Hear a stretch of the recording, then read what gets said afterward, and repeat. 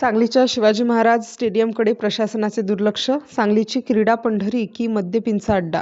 सांगलीची शान आणि हजारो खेळाडूंची स्वप्न असलेल्या छत्रपती शिवाजी महाराज स्टेडियमची आजची अवस्था पाहून मन हेलावून जाते. ज्या मैदानातून उद्याचे ऑलिम्पिक वीर आणि आंतरराष्ट्रीय खेळाडू घडायला हवेत, त्या मैदानाला आज प्रशासकीय उदासीनतेची वाळवी लागली आहे. आज स्टेडियमची परिस्थिती काय आहे? पडलेल्या भिंती, स्टेडियमच्या भिंतीची पडझड झाली आहे, ज्यामुळे सुरक्षेचा प्रश्न ऐरणीवर आला आहे. मैदानावरील विजेचे बोर्ड आणि डीपी उघड्या अवस्थेत आहेत.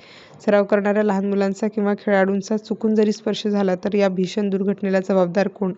मद्यपींचा सुळसुळाट. मैदानावर ठिकठिकाणी दारूच्या बाटल्यांचा खच पडलेला पाहायला मिळतोय. खेळाच्या पवित्र जागेचे रूपांतर मद्यपींच्या अड्ड्यात होत असताना प्रशासन झोपले आहे काय?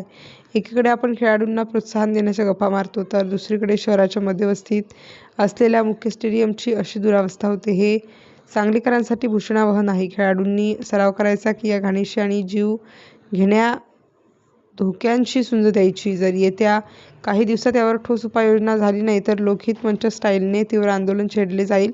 खेळाडूंच्या भविष्याशी खेळू नका, असा इशारा लोकहित मंचने प्रशासनास दिला आहे.